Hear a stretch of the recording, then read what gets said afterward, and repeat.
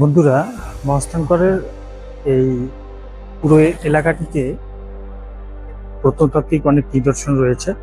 তার মধ্যে আমার পিছনে দেখতে পাচ্ছেন যে বটগাছটি রয়েছে টিলার মতো উঁচু, এবং এই বটগাছের নিচে একটি অলৌকিক পাথর রয়েছে স্থানীয়দের বিশ্বাস, এবং তারা এই পাথরে পূজা অর্চনা করে থাকেন, এবং এখানে এই পাথরের দুধ নিয়মিত ঢালা হয়। তো চলুন আমরা এই অলৌকিক পাথরটি দেখে আসি।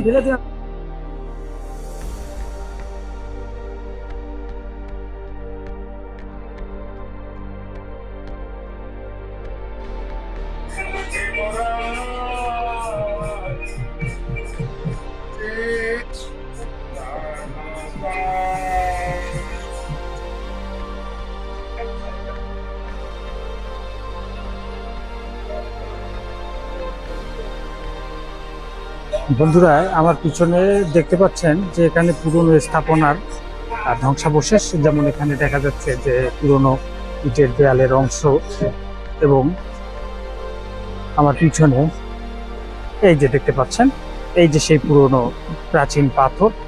স্থানীয়দের বিশ্বাস এটি অলৌকিক পাথর, এবং এখানে তারা নিয়মিত সনাতন ধর্ম বা অন্য ধর্মাবলম্বীরা এখানে পূজা অর্চনা করেন, এবং তারা অনেকের মধ্যে নিয়মিত তারা মানত করে দুধ ঢালেন, এবং এখানে সবসময় একটা উৎসব মুখর পরিবেশ বা একটা ধর্মীয় পরিবেশ পরিস্থিতি বিদ্যমান, এবং সবসময় এখানে অনেক লোকজন থাকে।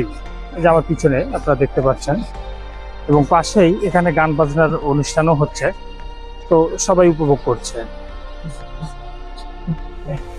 বন্ধুরা, সমতল থেকে এই জায়গাটি অনেকটাই উঁচু, এবং এখানে এই পুরো মহাস্থানগড় এলাকায় ছড়িয়ে ছিটিয়ে থাকা প্রত্ন নিদর্শনের মধ্যে এটিও একটি।